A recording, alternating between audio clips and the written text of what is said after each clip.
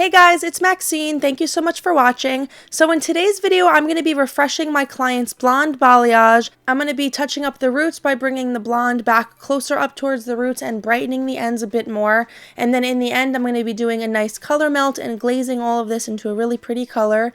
My client's natural hair color always lifts really nice, and I always like to add the lightener on the ends a bit too, just to kind of bump some of the gold tones out of her hair to kind of brighten everything up, because she lives in a town that has well water, so she always gets this kind of gold color to her hair. So yeah, I'm just going to be brightening up her blonde, and I'm going to be sharing all of the formulas that I use to lighten and balayage her hair and also to do the color melt, so definitely stay tuned. I also always post all of my formulas on Instagram. And I actually just literally posted her after pictures on my Instagram, so definitely follow and go check that out. It's at Maxine Glynn, and definitely don't forget to subscribe to my channel to see future color videos, and hit the bell for post notifications so that you're always notified every time I upload a new video. Definitely give this video a big thumbs up if you liked it and you want to see more just like it. And alright guys, if you want to see me do this blonde balayage and color melt, then definitely keep watching.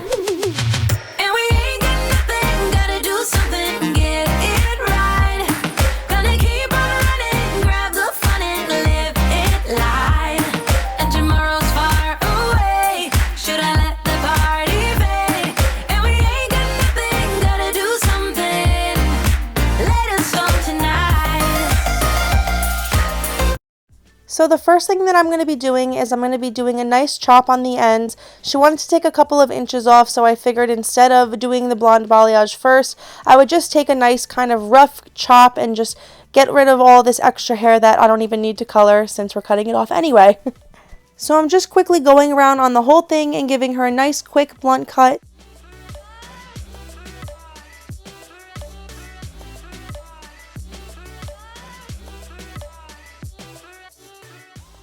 So I'm going to be balayaging her hair with Matrix Light Master 20 volume, mixed equal parts, and then I always end up putting a little bit of extra developer in so that it doesn't come out too thick.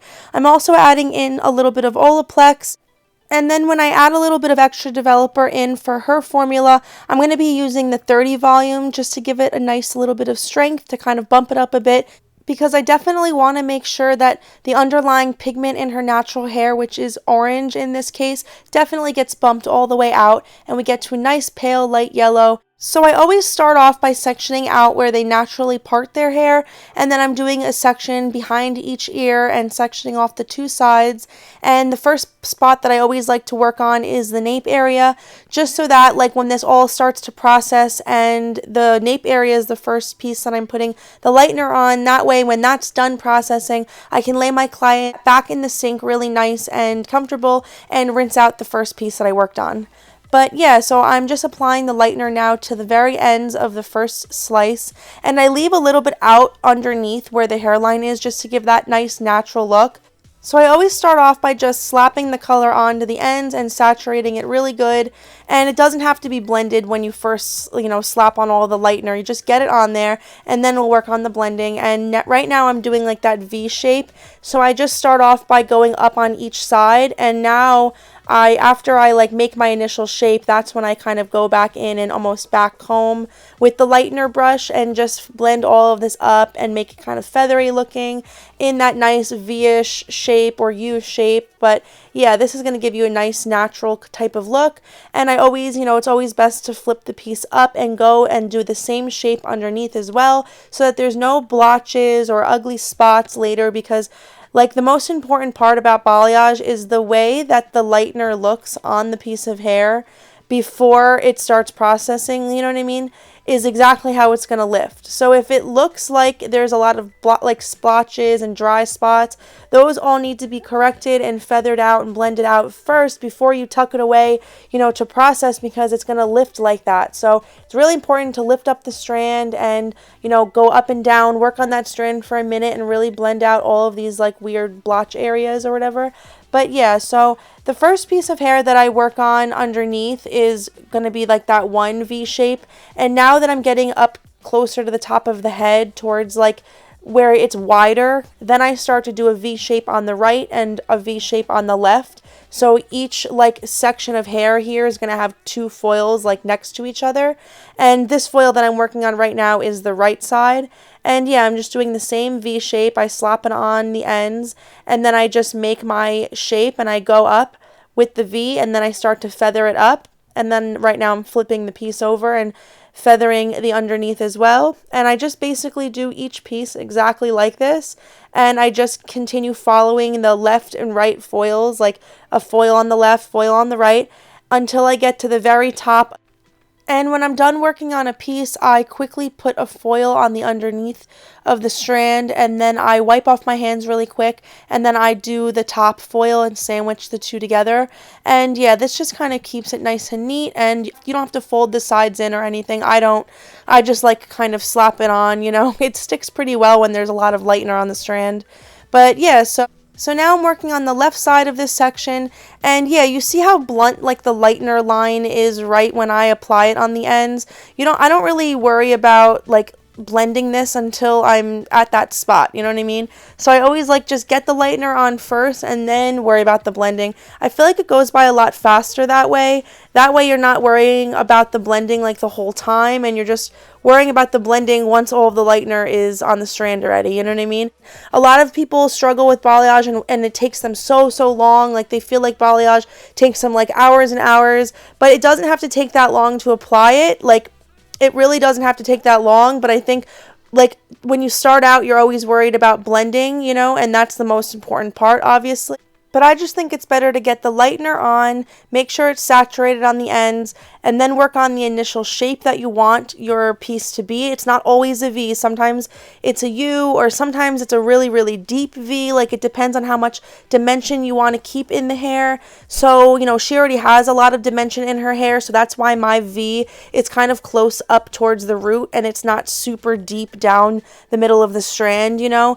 But every balayage is different. Every, you know, person is a custom color. So definitely I like to blend after I get the initial shape on, and I just feel like it goes by faster that way. So really quick, when I made it up to the crown of the head, that's when I went back to the single balayage piece and it was no longer like a left and right thing and it was just one piece in the middle, just like how I had with the nape of the head. And now I already went ahead and balayaged the whole left side of the head, and this is the right side. I just think it faces the camera better, obviously. And yeah, so the first piece that I balayaged towards the face is around like just underneath the temple area where the sideburn is, and I really like to apply the lightener like really close to that area around the face, especially where the sideburn is, but I don't actually balayage the sideburn part. I do just kind of like around it. I feel like that's the most natural effect around the face. And yeah, the same V shape. And I always consider like around the hairline area to also be a part of the money piece. I don't think the money piece is just like at the top, you know, where it frames the face. I feel like this, where it frames the face, goes a long way as the money piece as well. So whenever I'm doing the money piece at the hairline area, I always paint the lightener on the very top of the strand and on the very bottom of the strand, just like I do with all of the other ones. But I also kind of pull the strand back towards the back of the head and I paint the whole front of the strand just so that when they wear their hair up, or if they're, you know, kind of brushing their hair back with their hands, it still looks really natural and there's no weird like dark spot left over in the front.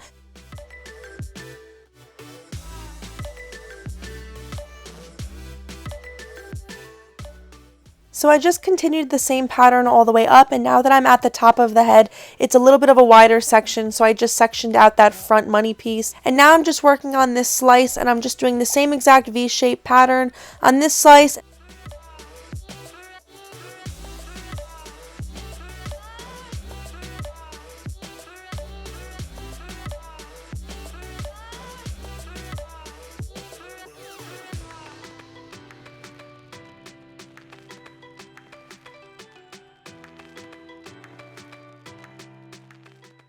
And now with this front money piece, it's pretty much small enough that I can just go ahead and paint on the whole piece and then tuck it away in a foil.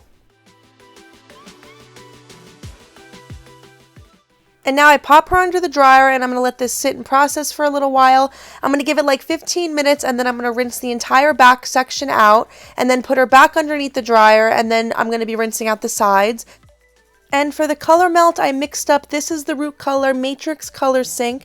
I mixed up 8N and 8V with 10 volume, all equal parts. So that's an ounce of 8N, an ounce of 8V, and 2 ounces of 10 volume. I also mixed in a little bit of some Olaplex, and now this is the formula that's going to be going on the ends, and I have here mixed up an ounce and a half of 10V, a half ounce of 10N, and 1 ounce of clear, so that's 3 ounces of color and 3 ounces of 10 volume. So I mixed up all of her glaze formulas while she was still processing, and now she's finally done processing. This is what it looks like before I wash it all out. And I'm going to give her a really good shampoo and then condition it, towel dry it really good, and take her back to my station to apply the color melt.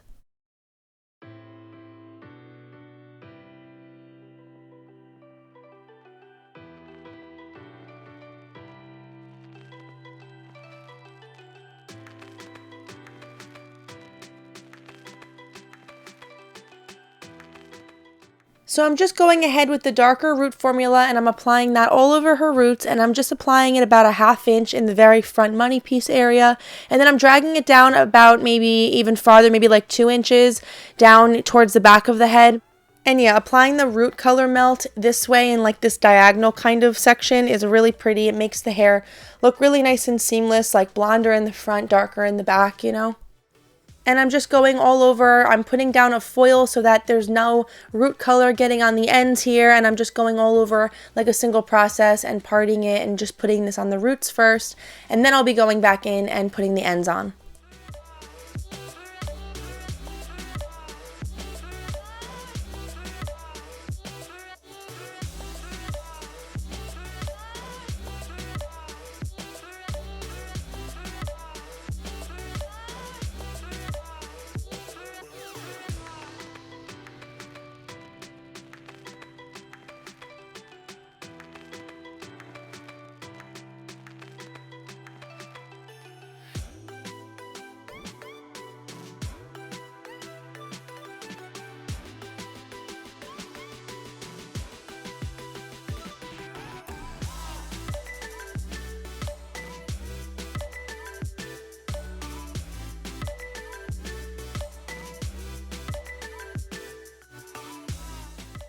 I like to take the wide tooth section of my comb and just comb all of this root color out a bit, just to help me kind of diffuse the line a little bit.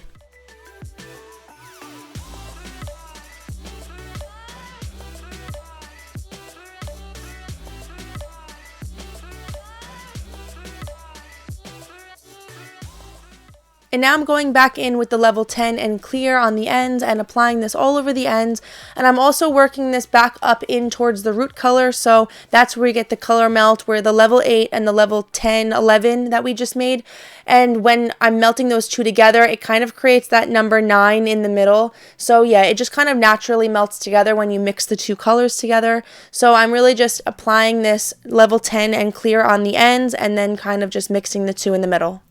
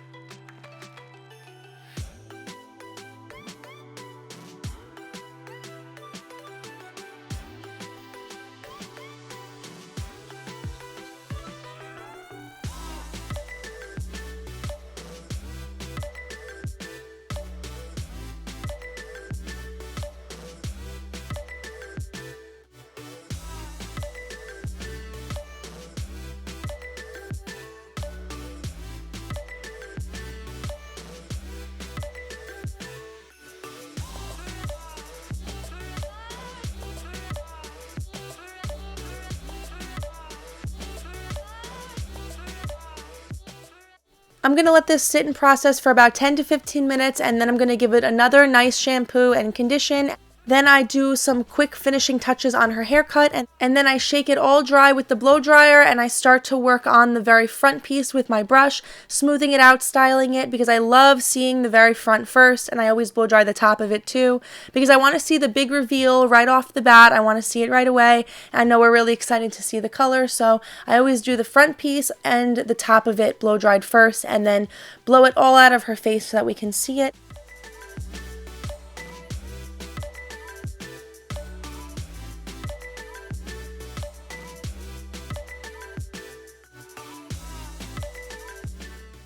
And we absolutely love how it came out. I love seeing it right away so that we don't have to worry about any adjustments that need to be made or anything. So I'm just going to continue with her style. And I like to show my clients this too, but I wanted to also show you guys that when you're trying to perfect somebody's balayage, it's definitely so important to do the blending with the lightener as well as the blending with the color melt, because they should be able to wear their hair perfectly straight like it is here, and it should be completely blended down seamlessly. And yeah, I just wanted to show you guys that if you use the tips and tricks that I put in this video and apply them to your own balayages, then you can definitely have nice, perfected, seamless, faded balayages just like this. And your client can definitely feel confident enough to walk out of the house with straight hair or wavy hair or curly hair or whatever, but no matter what, your work is speaking for itself and it's nice and blended. And of course, I always love adding beach waves to my client's hair. It makes it so pretty, especially with a nice fresh balayage. And yeah, it just makes for nice pictures. And look how nice and seamless this is, but it also has this like really pretty dimension, and it has like this beigey, blonde, neutral color to it. And yeah, we absolutely love how this color came out of my client. Her hair is so pretty, it's so thick, and the curls always, like the waves always wave up so nice in her hair. And whenever I get a chance, I always like to add this like nice little styled accent piece, and it makes for nice pictures and everything, and it kind of really brings out like the dimension in the hair and the contrast. And alright guys, that's it for today's video. Thank you so much for watching. I really appreciate it, and I really hope this helps your future balayages come out perfect and seamless and blended. Definitely leave me a comment down below telling me that if you got any, good inspiration or tips and tricks out of this video. Tell me if it helped your balayages and everything. Definitely don't forget to subscribe to my channel for future color videos. Turn on the bell for post notifications so you're always notified every time I upload a new video. Definitely give this video a big thumbs up if you liked it, and don't forget to follow me on Instagram. It's at Maxine Glynn for all my formulas and all of these pretty pictures of how all these balayages come out in the end. But yeah, alright guys, thanks so much for watching, and I'll see you in my next video. Bye! So give me your all. I'll take it to Mars. Like glue inside your mind. Just watch me break it.